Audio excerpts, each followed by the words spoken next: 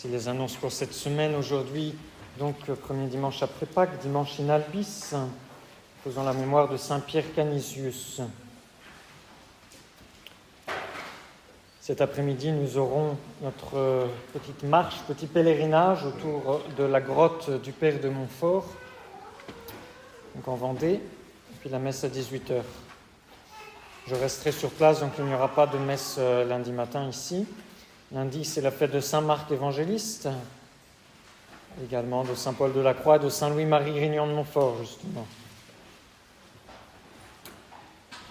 Mardi, Saint Pierre de Vérone, martyr, messe à 7h. Mercredi, Sainte Catherine de Sienne, messe à 7h et 8h. Jeudi, Saint Philippe et Saint Jacques apôtres, messe à 7h et 11h.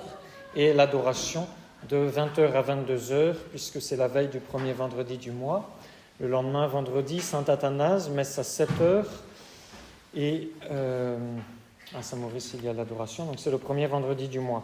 Il y aura donc la distribution de la communion à 18h30 pour ceux qui souhaiteraient accomplir leur premier vendredi du mois, qui ne peuvent pas venir à la messe à 7h. Le lendemain, samedi, invention de la Sainte Croix, premier samedi du mois. Il n'y aura qu'une messe ici à 15h, une messe de mariage. C'est le mariage de M. Rémi Blondeau et Mlle Florence Dufour. Priez bien pour la dernière préparation spirituelle de ces jeunes gens. Et le matin, je serai à disposition pour distribuer la Sainte Communion, s'il y en a qui le souhaitent, à 8h. Pour le premier samedi du mois également. Les confessions de 17h à 19h. Dimanche prochain, deuxième dimanche après Pâques, messe aux horaires habituels, donc l'après-midi à 17h à la chapelle Sainte-Anne de la Baule. Le 11 mai, ce sera la solennité de Sainte Jeanne d'Arc. Nous nous rendrons, comme nous le faisons chaque année, devant la statue équestre de Sainte Jeanne d'Arc. Et si nous le pouvons, j'ai encore une autorisation administrative à recevoir, mais nous ferons une marche, une procession en fait, jusqu'à la statue de Sainte Jeanne d'Arc. De toute façon, nous nous y rendons à pied pour la plupart d'entre nous chaque année, donc nous le ferons cette fois-ci avec un peu plus de solennité pour témoigner de notre amour, notre dévotion envers la Sainte de la Patrie et envers le Christ Roi. Le 17 mai, il y aura le pèlerinage des Trois Chapelles et à cette occasion, la réunion de la croisade eucharistique. Il n'y a pas de réunion de la croisade eucharistique samedi.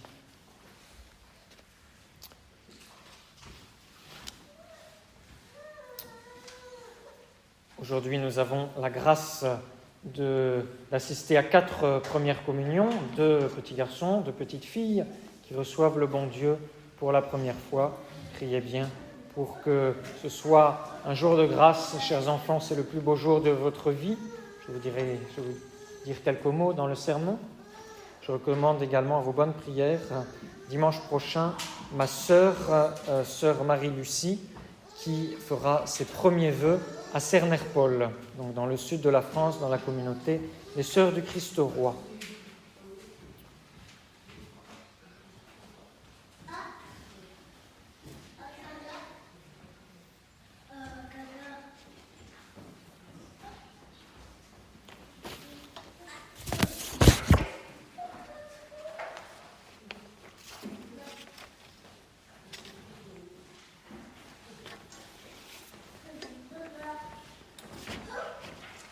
Au nom du Père et du Fils et du Saint-Esprit, ainsi soit-il.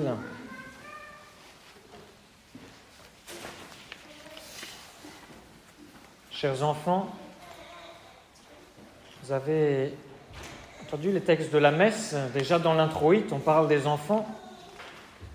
Dans l'épître, on parle de la foi. C'est un très bel épître, très profond, de l'apôtre Saint Jean. Celui qui croit au Fils de Dieu a la vie éternelle.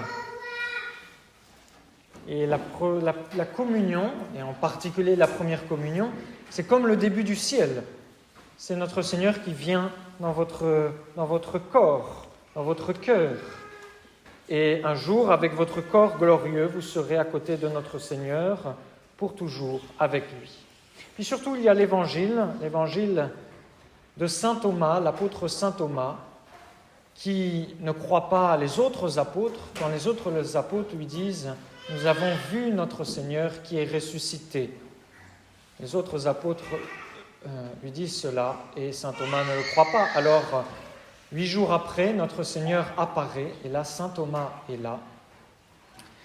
Et saint Thomas va croire en la résurrection de notre Seigneur. Saint Thomas avait dit « Si je ne vois dans ses mains le trou des clous, et si je ne mets mon doigt à la place des clous, là où les clous ont attaché notre Seigneur à la croix, dans les mains, dans les pieds, et si je ne mets ma main dans son côté, là où la lance a percé le cœur de notre Seigneur, je ne croirai point. » Et voilà que notre Seigneur va apparaître à saint Thomas, qui est caché derrière les autres apôtres. Il se fait tout petit parce qu'il a douté de la parole de notre Seigneur.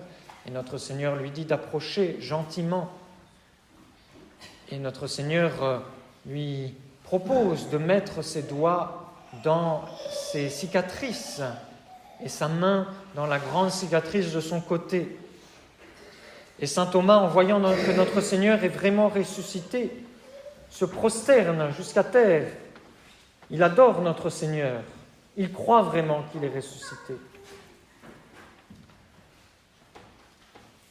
Saint Thomas ne croit pas que notre Seigneur est ressuscité parce qu'il le voit. Et saint Thomas croit que notre Seigneur est vraiment Dieu, parce que ça, il ne le voit pas.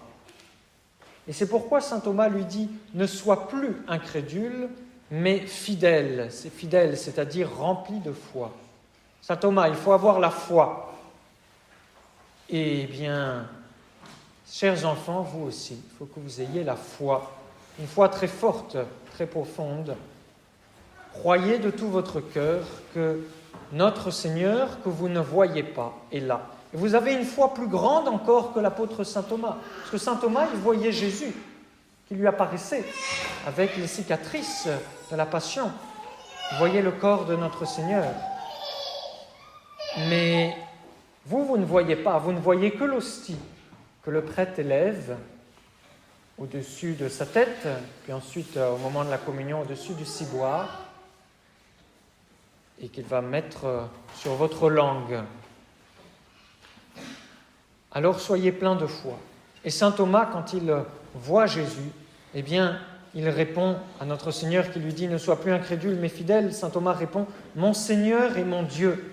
Mon Seigneur, c'est-à-dire, je crois que vous êtes vraiment homme, et mon Dieu, je crois que vous êtes vraiment Dieu. Et c'est la même chose que vous allez dire lorsque le prêtre va élever l'hostie au-dessus de sa tête. Vous allez dire de tout votre cœur, comme saint Thomas, « Mon Seigneur et mon Dieu ». C'est-à-dire, je crois et j'adore. Et quand le prêtre s'approchera de vous avec l'hostie, eh bien, vous direz aussi dans votre cœur « Mon Seigneur et mon Dieu ». Lorsque vous retournerez à votre place et que vous vous mettrez à genoux, que vous fermerez les yeux pour bien vous concentrer après avoir reçu Jésus, vous direz encore « Mon Seigneur et mon Dieu ». C'est une toute petite prière, mais c'est une très belle prière. Et Jésus dit « Parce que tu m'as vu, Thomas, tu as cru. Heureux ceux qui n'ont pas vu et qui ont cru. » Alors, bravo, chers enfants, bravo, chers fidèles, si vous faites cet acte de foi. Saint Jean conclut l'Évangile en disant « Jésus fit encore en présence de ses disciples beaucoup d'autres miracles qui ne sont point écrits dans ce livre. Ceux-ci ont été écrits afin que vous croyiez que Jésus est le Christ, le Fils de Dieu, et que le croyant, vous ayez la vie en son nom. » Alors, pour recevoir la vie éternelle, il faut communier et puis il faut croire. Plus on croit, plus on aura une belle place au ciel auprès de Jésus. Alors, je vais vous raconter d'autres miracles qui se sont passés au cours des siècles pour vous aider à croire plus profondément. Un jour, il y avait un vieil homme, un pieux vieillard, qui n'arrivait pas à comprendre que Jésus était dans l'hostie. Vous, il a fallu vous expliquer, il a fallu attendre que vous ayez l'âge de raison pour comprendre cela. Et ce vieillard, il avait 2 amis, 2 autres vieillards, qui ont essayé de lui expliquer que derrière l'hostie qu'on voit, il y a vraiment Jésus, le Fils de Dieu. Il y a vraiment le bon Dieu. Mais il n'arrivait pas à comprendre. Il voyait une hostie, pensait que c'était une hostie, pensait que c'était du pain. Alors, ils ont décidé de faire une semaine de prière pour bien se préparer, un petit peu comme depuis la fête de Pâques, vous préparez encore plus. Et pendant cette semaine de prière, eh bien, le bon Dieu les a exaucés. Parce que le dimanche suivant, pendant qu'ils assistaient au Saint-Sacrifice de la messe, ils ont vu, pendant la consécration, pendant que le prêtre élevait l'hostie, la Sainte Hostie se changer en un petit enfant entre les mains du prêtre et rester comme cela pendant la messe. Et lorsque le prêtre a rompu l'hostie, c'est-à-dire coupé l'hostie en 2, comme il fait pendant la messe, eh bien, ils ont vu l'enfant qui était coupé en 2 et du sang qui coulait jusque dans le calice. Et lorsque le moment de communier est arrivé, le vieillard est venu, et alors, cette fois-ci, il était tout troublé, parce qu'il voyait un enfant, le prêtre qui s'apprêtait à lui donner un enfant avec du sang. Il dit, mais je ne vais pas manger ça. Alors il a dit, ô Seigneur, je crois que ce pain qui est exposé sur l'autel est votre corps et que dans le calice se trouve votre sang. Et aussitôt, l'enfant est redevenu une hostie et il a pu communier. Il a reçu l'hostie avec beaucoup de foi, en croyant que même si c'était redevenu une hostie, il y avait toujours le bon Dieu, toujours l'enfant Jésus avec son sang et sa chair. Et ses 2 amis, les 2 vieillards, lui ont dit « Dieu sait que la nature humaine, c'est-à-dire que nous, eh bien, on ne peut pas se nourrir de chair crue, on ne va pas manger de la chair humaine. C'est pour cela que pour tous ceux qui reçoivent avec foi le bon Dieu, eh bien, il a donné sa chair sous les apparences du pain et son sang sous les apparences du vin. » Et cela, notre Seigneur l'a expliqué dans l'Évangile. Vous voyez, ce miracle qui a eu lieu, c'est pour nous aider à croire. Parce que ce vieillard n'arrivait pas à croire. Eh bien, les Juifs aussi n'arrivaient pas à croire. Les Juifs, à un moment, ils ont reçu de notre Seigneur la multiplication des pains. Donc le bon Dieu a fait un grand miracle, il a multiplié les pains et une foule immense a pu manger des pains, alors qu'il y avait au départ juste 5 pains. Et après ça, eh bien, ils se sont dit, peut-être notre Seigneur, Jésus va continuer à nous nourrir. Alors ils ont essayé de le suivre. Et notre Seigneur est passé de l'autre côté du lac pendant la nuit. Miraculeusement, c'est là où il a marché sur les eaux. Et alors, les Juifs ont traversé le lac en barque le matin et sont arrivés dans la ville de Capharnaüm. Jésus était dans cette ville de Capharnaüm. Il a fait beaucoup de miracles dans cette ville. Et puis, il était dans l'église des Juifs, qu'on appelle la synagogue. Et dans la synagogue, il s'est mis à prêcher. Il a dit « En vérité, quand notre Seigneur dit « en vérité », ça veut dire qu'il va dire quelque chose de très important. En vérité, je vous le dis, ce n'est pas Moïse qui vous a donné le pain du ciel, mais c'est mon Père qui vous donne le vrai pain du ciel. Les ancêtres des Hébreux avaient reçu un pain miraculeux qui était descendu du ciel, qu'on appelle la manne, et qui les avait nourris pendant 40 ans dans le désert. Et voilà que notre Seigneur reparle de ce miracle, parce que c'était un grand miracle, les Juifs s'en souvenaient tous, même s'il y avait eu lieu il y a très longtemps. Et Jésus continue, « Car le pain de Dieu est celui qui descend du ciel et qui donne la vie au monde. » Et les Juifs dirent donc à notre Seigneur, « Seigneur, donnez-nous toujours de ce pain. » Les Juifs, ils ont vu notre Seigneur qui multipliait les pains le jour d'avant, et donc ils ont envie de se nourrir gratuitement. De ne pas aller faire les courses. Si Jésus leur donne toujours à manger, ce serait plus pratique. Alors Jésus va leur expliquer ce grand mystère. Une première fois, il dit « Je suis le pain de vie, c'est moi. Celui qui vient à moi n'aura pas faim, et celui qui croit en moi n'aura jamais soif. Mais vous, vous ne croyez point. » Et alors les Juifs ne comprennent pas, et ils murmurent. Les Juifs murmuraient donc à son sujet, parce qu'il avait dit « Je suis le pain vivant qui suis descendu du ciel. » Et les Juifs disaient « Mais nous, on le connaît, Jésus. Il a des parents. C'est Joseph et Marie. Comment est-ce qu'il peut dire qu'il est descendu du ciel ? Il n'est pas descendu du ciel. Il est né comme tous les autres enfants, de sa maman, de son papa. » Et Jésus leur dit « Ne murmurez pas entre vous. » Ensuite, Jésus va parler de la résurrection, parce que par la communion, on sait que nous aussi nous ressusciterons et qu'on vivra pour toujours. Et Jésus dit une deuxième fois « Je suis le pain de vie. » Vos pères, c'est-à-dire vos ancêtres, ont mangé la manne dans le désert et ils sont morts. Voici le pain qui est descendu du ciel, afin que celui qui en mange ne meure point. Je suis le pain vivant qui suis descendu du ciel. Si quelqu'un mange de ce pain, il vivra éternellement. Et le pain que je donnerai, ce n'est pas du pain, le pain que je donnerai, c'est ma chair pour la vie du monde. Et les Juifs se disputaient donc entre eux en disant « Comment celui-ci peut-il nous donner sa chair à manger ?» Les Juifs se disent « Mais comment c'est possible ? On ne peut pas manger de la chair humaine. Déjà, on n'a pas le droit de manger de la chair d'animaux pas cuite. On a certains animaux qu'on n'a pas le droit de manger. Comment est-ce qu'on peut manger un homme ?» Et Jésus leur dit « En vérité, une troisième fois, je vous le dis, si vous ne mangez la chair du Fils de l'homme et si vous ne buvez son sang, vous n'aurez pas la vie en vous. Celui qui mange ma chair et boit mon sang a la vie éternelle, et je le ressusciterai au dernier jour. Car ma chair est vraiment une nourriture, et mon sang est vraiment un breuvage. C'est ici, dans mon corps, c'est ici le pain qui est descendu du ciel. Ce n'est pas comme la manne que vos pères ont mangé, que vos ancêtres ont mangé, après quoi ils sont morts. Celui qui mange ce pain vivra éternellement. Celui qui mange ce pain vivra éternellement. Vous êtes des enfants, peut-être vous aspirez à devenir grands et vous vous dites « j'ai toute la vie devant moi, ça va durer longtemps ». Et à un moment, on mourra, tous. On va mourir. Mais ceux qui reçoivent la Sainte Communion, ils vivront pour toujours, parce qu'ils ressusciteront comme Jésus.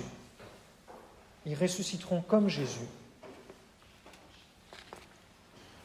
Et alors, les Juifs ont entendu ce discours de notre Seigneur qui dit « Et vous allez me manger ».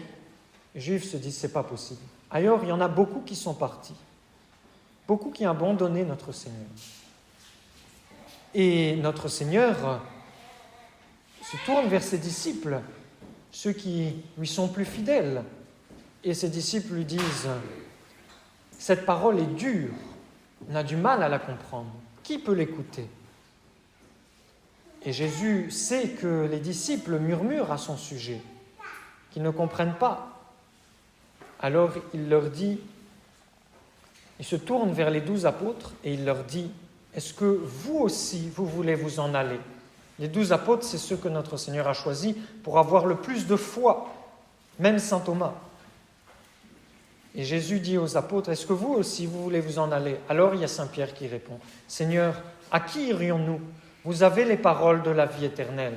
C'est vous, parce que vous allez vous donner en nourriture pour nous, qui nous conduirez au ciel. Et nous, on croit. On ne sait pas comment ça va se faire. On pense que ce n'est pas possible de vous manger. Mais on sait qu'on vous mangera et qu'on ira au ciel grâce à cela, grâce aux communions que nous ferons. Et le bon Dieu a fait ce miracle extraordinaire de s'enfermer tout petit dans la Sainte Hostie, pour que vous puissiez le manger. Mais il faut croire que Jésus est là, tout-puissant, véritablement, comme s'il était devant vous, comme le vieillard qui a vu le petit enfant qui apparaissait. Voilà, les Juifs ne croyaient pas en l'Eucharistie. C'est pour ça aussi que l'intention de prière de ce mois pour les enfants de la croisade eucharistique, eh bien, c'est de prier pour la conversion des Juifs, pour qu'ils se convertissent. Il y avait dans la ville de Breslau, crois que c'est en Belgique, on avait organisé une grande procession en l'honneur du Saint-Sacrement. Et les gens se prosternaient à terre dès qu'ils voyaient passer le Saint-Sacrement. Et il y avait des Juifs dans cette ville qui se moquaient des chrétiens qui adoraient le Saint-Sacrement. Et alors, ils se moquaient des chrétiens, ils refaisaient les gestes des chrétiens pour se moquer. Et ils voulaient prendre une hostie consacrée pour se moquer encore plus. Et alors, un jour, ils étaient rassemblés, quelques jours après, ils étaient rassemblés pour un grand repas, un banquet. Et ils ont fait venir le sacristain de l'église, celui qui a la clé du tabernacle. Il doit la donner à personne, évidemment. C'est la clé la plus précieuse qui existe parce que c'est la clé qui renferme Jésus. Alors, ils ont fait venir le sacristain et lui ont dit « Il faut nous donner une hostie consacrée. » Et lui, il ne voulait pas, au début, évidemment, parce qu'il sait que c'est un péché très très grave. Alors, les Juifs ont insisté, ils lui ont dit « On vous donnera 30 pièces d'or si vous nous donnez une hostie consacrée. » Comme Judas. Judas a reçu 30 pièces d'argent pour trahir notre Seigneur. Et le sacristain, il aimait trop l'argent. Alors, il a ouvert le tabernacle, il a pris une hostie consacrée et il l'a apportée aux Juifs. Et les Juifs ont été très contents d'avoir le Dieu des chrétiens. Et alors, ils ont posé sur la table et ils ont commencé à se moquer, à refaire les gestes de la messe, à faire des génuflexions pour se moquer, comme pendant la Passion, les soldats juifs faisaient des génuflexions et les soldats romains faisaient des génuflexions devant Jésus pour se moquer, s'ils ne croyaient pas que Jésus était Dieu. Et là, les Juifs se moquent, ils font des génuflexions, ils disent d'horribles paroles, des blasphèmes, et puis, au bout d'un moment, ils sortent leur couteau, leur canif, et ils plantent leur canif dans l'hostie pour la déchiqueter. Et à ce moment-là, il y a du sang qui commence à couler de l'hostie, sur la nappe. Alors les Juifs sont effrayés, mais ils sont en colère aussi, parce qu'il y a un miracle sous leurs yeux qui les force à croire. Alors ils se mettent en colère, ils insultent le bon Dieu, ils font beaucoup de bruit. C'était la nuit, vers minuit. Et à l'extérieur, eh bien, il y a la police. À l'époque, on appelait ça les gens du guet, c'est l'équivalent de la police, qui entendent tout ce bruit. Alors ils regardent par la serrure et ils voient les Juifs qui font d'horribles choses avec l'hostie. Et alors ils appellent tous les chrétiens et ils enfoncent la porte, ils entrent dans la maison et ils attrapent les Juifs. Et surtout, l'hostie, il y a un prêtre qui vient, qui prend l'hostie et l'hostie est ramenée en procession jusqu'à l'église. Et on adore le bon Dieu qui a permis ce miracle contre les Juifs. Alors, vous voyez, ces miracles que le bon Dieu a faits, eh bien, ils sont là pour nous aider à croire que Jésus est dans le tabernacle, que Jésus est dans l'hostie. Et pour que nous disions cette phrase avec beaucoup de foi, « Mon Seigneur et mon Dieu », comme l'apôtre saint Thomas. Même si vous ne voyez pas, il faut croire de tout votre cœur et toute votre vie que Jésus est dans l'hostie, qu'il est le Fils de Dieu et qu'il est là caché dans l'hostie. Demandez également à la Sainte Vierge de vous aider à faire une sainte première communion. C'est elle qui nous aide toujours le mieux pour recevoir Jésus. Au nom du Père et du Fils et du Saint-Esprit, ainsi soit-il.